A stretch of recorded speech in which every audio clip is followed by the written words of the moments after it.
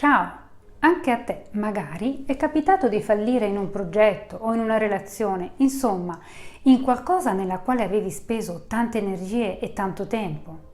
Imparare ad accettare il fallimento, sia già avvenuto, sia che rappresenti una prospettiva, è importante.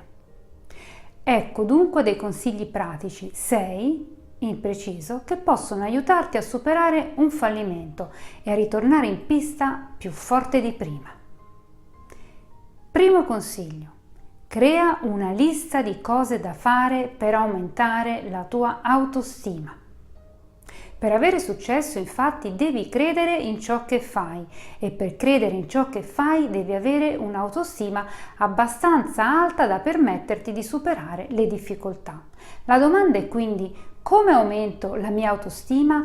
Fai una lista di cose da fare e chiediti quale di queste cose hai meno voglia di fare e convinciti a fare proprio questa. È vero che le novità spaventano, così come spaventa il rischio di fallire, ma via via che riuscirai nel tuo intento, la tua autostima aumenterà. Bisogna avere un pizzico di coraggio per tentare qualcosa di nuovo.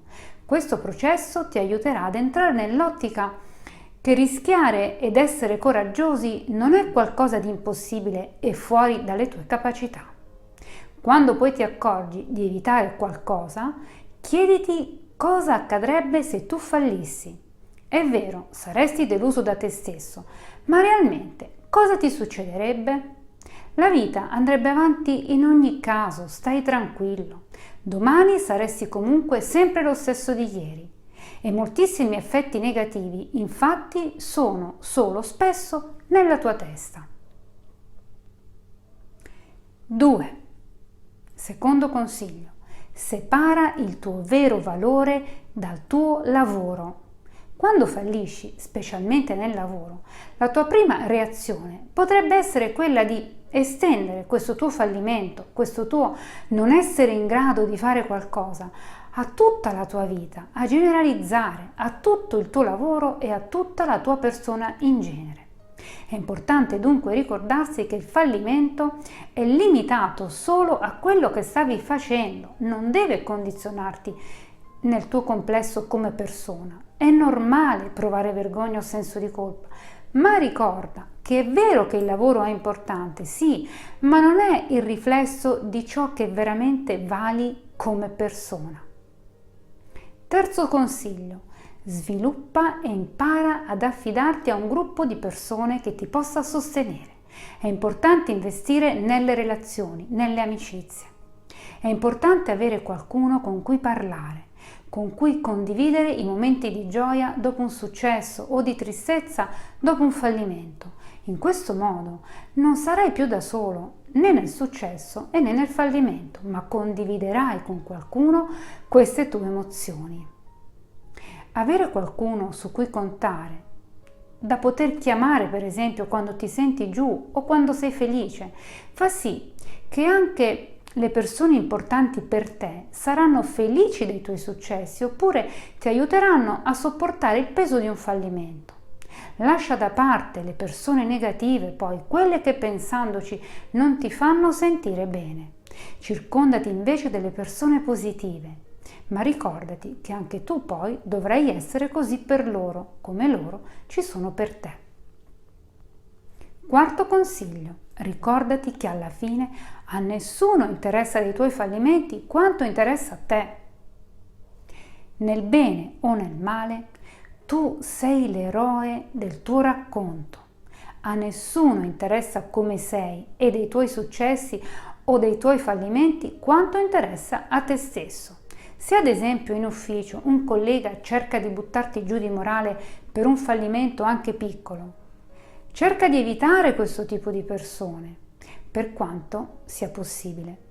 La loro reazione potrebbe non dipendere dal tuo fallimento, ma dal fatto che queste persone, che possiamo definire tossiche, non trovano soddisfazione nel loro lavoro, così cercano di tirare giù chiunque gli stia accanto. Non cadere in questa trappola. Quinto consiglio: attento a non andare in burnout. Ok, ora hai la motivazione, e l'impegno, il tuo obiettivo è chiaro e sai che farai il massimo per raggiungerlo. Il problema però ora è non strafare. Imponiti dei limiti ben precisi di tempo e di spazio per raggiungere questi obiettivi. Spesso un progetto complesso è fatto di molti piccoli step intermedi. Gioisci per i piccoli successi e prenditi il tempo per goderne e festeggiare. Questo ti darà la spinta e la motivazione per andare avanti, per raggiungere il prossimo piccolo obiettivo, per fare un altro passo e alla fine raggiungere l'obiettivo più grande. Sesto ed ultimo consiglio: credi nella possibilità di un successo futuro. Quanto impegno metti in un progetto determina, bene o male, come ti sentirai quando e se questo progetto non andrà purtroppo come vorrai. Non ti far fermare da questo, non lasciare che i tuoi fallimenti passati influiscano sui tuoi successi futuri, ma anzi impara dai tuoi errori. Sarai stupito da quanta resilienza possiedi e dalle importanti lezioni che potrai trarre anche dal fallimento.